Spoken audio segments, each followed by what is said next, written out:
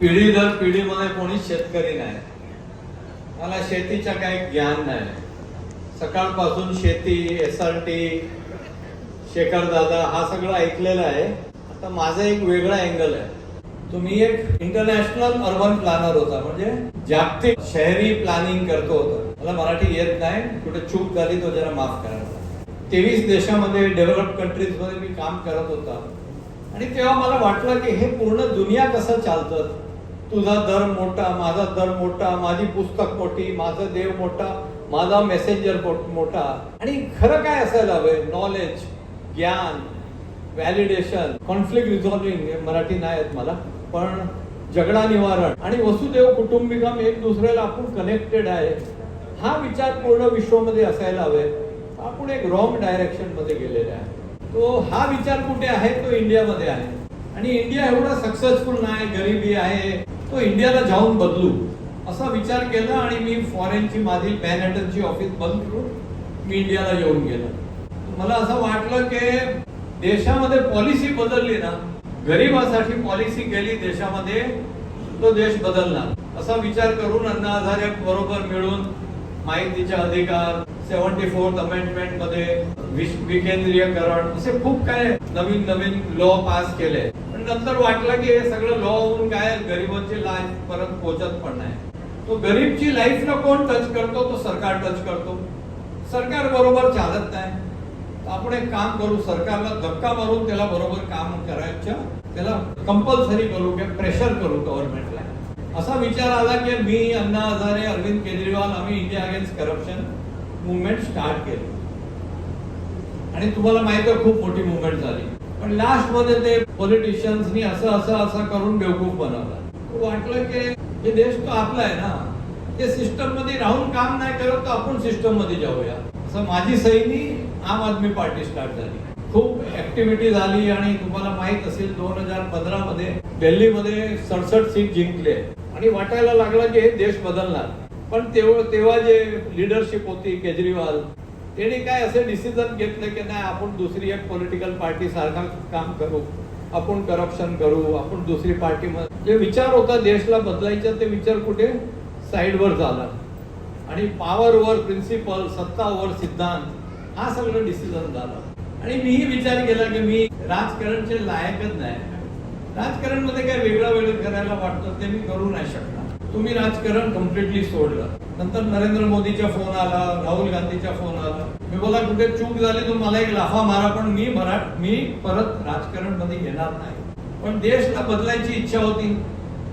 आणि आपण बघत होते 1722 मध्ये आपण सोन्याची चिडिया, 33% ऑफ द ग्लोबल इकॉनॉमी आपल्याकडे होती, 30% ऑफ ग्लोबल ट्रेड होतं.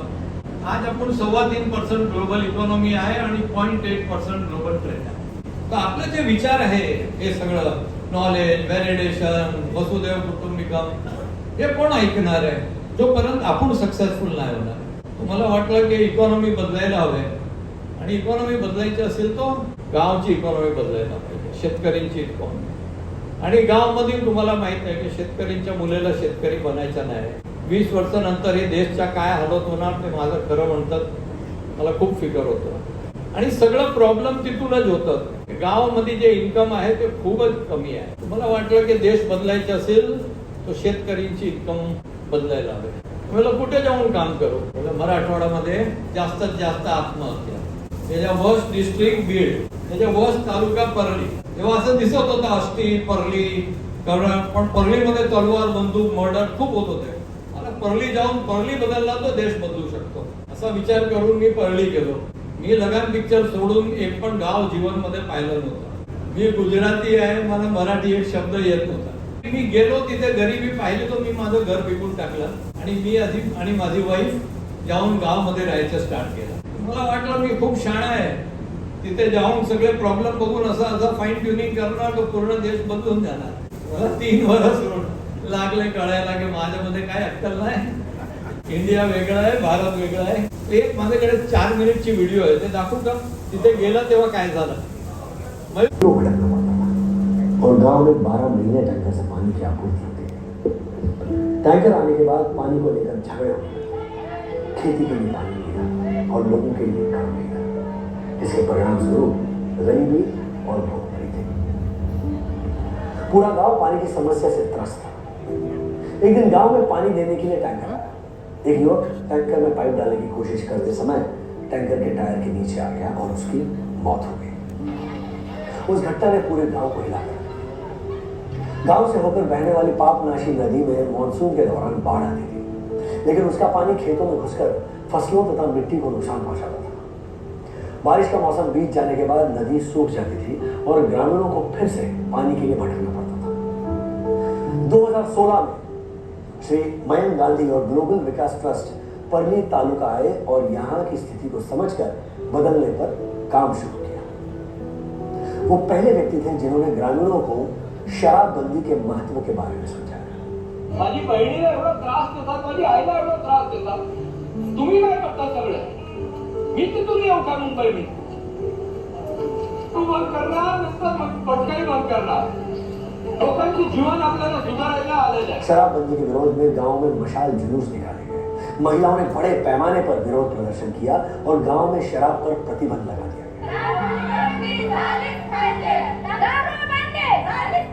शराब बेचने वाले लोगों को अपना नया व्यवसाय शुरू करने के लिए 3 गर्भवती बकरियां दी गई। इस घटना के बाद गांव की सभी महिलाओं ने श्री मयंक गांधी को अपना भाई मान लिया। अब एक बढ़िया माहौल बन गया और जीवीटी ने ग्रामीणों को जल संवर्धन करने हेतु साथ काम करने के लिए प्रेरित किया। शेतकऱ्याची इन्कम 10 पट झाली ना, त्याला फक्त इन्कम वाढवायची गरज आहे. ग्रामीणों से कहा गया कि हर सुबह वो अपना सारा काम रोक दें, अपने घरों को बंद कर लें और पानी के काम के लिए बाहर निकल आए। गांव के युवा और बूढ़े, पुरुष और महिलाएं सभी ने इस मुहिम में बढ़ चढ़कर भाग लिया और श्रमदान किया। इतना ही नहीं, जहां पानी का काम हो रहा था वहां शादियां भी आयोजित की गई। लोग गीत गा रहे थे, खुशी खुशी साथ में खाना खा रहे थे और कड़ी धूप में भी उत्साह से काम कर रहे थे। इसे प्रोत्साहित करने के लिए स्कूल, डॉक्टर और पुलिस की टीमें तो आ ही रही थी, लेकिन मुंबई और पुणे से बड़े बड़े उद्योगपति भी आने लगे। इससे गांव और शहर के बीच सामाजिक अंतर कम हो गया और लोग मिलजुल कर काम करने लगे। कहा जाता है कि जहां लोग साथ होते हैं वहां पानी, सुख और समृद्धि होती है। इन सामूहिक प्रयासों के कारण पापनाशी नदी को 70 किलोमीटर तक गहरा और चौड़ा किया गया। 162 कृषि तालाबों का निर्माण किया गया, 62 सीएनबी डैम और 5 केटी वियर बनाए गए, 120 ग्लोबल रिवर एक्वा शाफ्ट बनाए गए। मात्र 45 दिनों में एक क्रांतिकारी परिवर्तन हुआ, जिसमें इन सभी प्रयासों से कुल 200 करोड़ 22 लाख लीटर पानी संग्रहित किया गया। जल स्तर जो 400-500 फीट नीचे चला गया था, अब उभरकर 40-50 फीट रह गया। सूखे कुओं को पानी मिला और कृषि को पुनः जीवन मिला। अब किसान साल भर खेती करने लगे। ग्लोबल विकास ट्रस्ट के मार्गदर्शन से किसानों का उत्पादन कई गुना बढ़ गया। ग्रामीणों के जीवन में खुशियां खिल उठी। अब यहाँ पक्के मकान बन रहे हैं, किसान खेती की कमाई से ट्रैक्टर खरीद रहे हैं, अपने बच्चों को अच्छे स्कूलों में दाखिल करा रहे हैं। शराब, जुआ और व्यसनों को गांव से हमेशा हमेशा के लिए खत्म कर दिया गया है। आज ये गांव न केवल अपने लिए बल्कि अन्य गांवों के लिए भी प्रेरणा हो गए हैं। ग्रामीणों की कड़ी मेहनत और ग्लोबल विकास ट्रस्ट के मार्गदर्शन के कारण कभी सूखाग्रस्त क्षेत्र में अब हरियाली छा गई है। भारत अब और एक बार पानी का काम हुआ, उसके बाद ये सोचा कि पानी से क्या होगा, दारूबंदी से क्या होगा, इनकी तो इनकम बढ़ानी पड़ेगी। और हमने कुछ रिपोर्ट्स पढ़े थे कि जो पारंपरिक खेती है उसमें कुछ होता नहीं है, कोई इनकम होती नहीं है, ना कापूस में होती है, ना सोया में होती है, जिंदगी नहीं बदलती, थोड़ा बहुत जी सकते हैं। एक नीति आयोग का रिपोर्ट था कि जिस जमीन के ऊपर आप कापूस, सोया, गेहूं, चावल करोगे, उसी जमीन के ऊपर अगर फल बाग करोगे तो आपकी इनकम 9 गुना हो जाती है। तो हम किसान टू किसान घूमे, गांव टू गांव घूमे और हमने कहा कि भैया ये पारंपरिक फसल बंद करो, आप फल की खेती करो। हमने 10 प्रकार के फल उनको कहे थे, आम, केला, पपाया, जो सब प्रकार के फल। और फिर हमने ये भी स्टडी किया कि भारत में 17% जो जमीन है उस पर फल या हॉर्टिकल्चर होता है और चाइना में 30 या 31% होता है, इंडोनेशिया में 42% होता है, ब्राजील में 28% होता है। तो हमने ये सोचा कि यहाँ पे अगर जमीन ज्यादा हो जाए और इनकम का एक मॉडल बना दे तो ये मॉडल को हम पूरे देश में लेके जा सकते हैं। और इस तरह काम करते करते हम लोग अभी 5000 गांव में काम कर रहे हैं और 30,000 से ज्यादा किसान है। और फिर हमने Tata institute of social science को कहा कि आप हमारा इम्पैक्ट असेसमेंट कीजिए कि पहले क्या इनकम थी और अब जब 1.5-2 साल हो गए हमारे किसान को तो उनकी इनकम क्या है।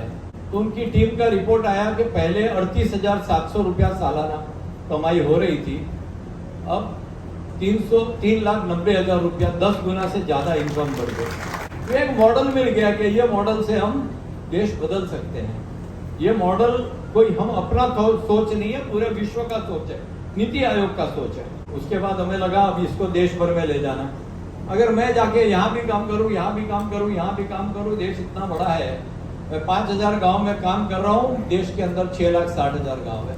तो ये पॉलिसी बदलनी पड़ेगी, वो भी सेंट्रल पॉलिसी। उसके बाद हम सारे पॉलिसी मेकर थे, नीति आयोग से लेके सेक्रेटरी सबको, महाराष्ट्र गवर्नमेंट की पूरी टीम को, फिर लास्ट में हम कृषि मंत्री को वहां लेके आए हमारे सेंटर में। कोणाला एक पण माणूस असा है जो हमी भाव त्याला भेटतो, एक भी आदमी को यहाँ एमएसपी नहीं मिलता है। और एमएसपी भी ऐसा है कि हम लोग ने कैलकुलेट किया है, गांव गांव जाके कैलकुलेट किया है। कापूस मध्ये 5 क्विंटल निघतो सरासरी 35,000 रुपये, एक पाईच्या माझ्याकडे कॅल्क्युलेशन आहे, खर्च 40,000 रुपये होतो। सोया 4 क्विंटल निघतो, बरोबर आहे, 4,000चा भाव, 16,000 रुपये भेटतो, 20,000 रुपयाचा खर्चा। तुम्हें जगता का शब्द मला सांगा, आप लोग जिंदा कैसे हो ये मुझे बताएं। हमने क्या किया, हमने एक तो ये दिखाया कि पूरे किसान हमारे साथ है। एक कॉल के ऊपर 50,000 किसान आ गए। कोई पॉलिटिकल पार्टी बिना पैसे दिए 50,000 आदमी नहीं इकट्ठे कर सकते। और हमने ये दिखाया कि ये जो मॉडल है इसमें 10 गुना इनकम है, ये मॉडल पूरे देश में चलना चाहिए। उसके बाद उन्होंने हमें बुलाया, कैबिनेट सेक्रेटरी से मीटिंग की और हमने उनको सारे सजेशन दिए थे। उसमें से इस बजट में एक चीज तो आ गई है, लेकिन बाकी क्या आएंगे। तो जरूरत पड़ी तो आंदोलन करेंगे, जरूरत पड़ी वो करेंगे, लेकिन इस देश को बदल के रहेंगे। और अभी तक हम लोग जो किसान टू किसान बदलते थे, अब अपने मॉडल चेंज किया है। अब हम गांव टू गांव है, जो गांव 50, 100, 200 किसान सामने आएंगे, जो फलबाग में जाना चाहते हैं, तूती में जाना चाहते हैं, केले में जाना चाहते हैं, पपैया में जाना, हम उस गांव के साथ काम करेंगे। हमने बैंक के साथ टाई अप कर दिया है, पूरा 0 इन्वेस्टमेंट प्लांटेशन हो रहा है। तो बैंक शुरुआत में पैसे देता है, पूरा इन्वेस्ट करो, उसका हार्वेस्ट निकले तब पैसे बैंक को वापस दो।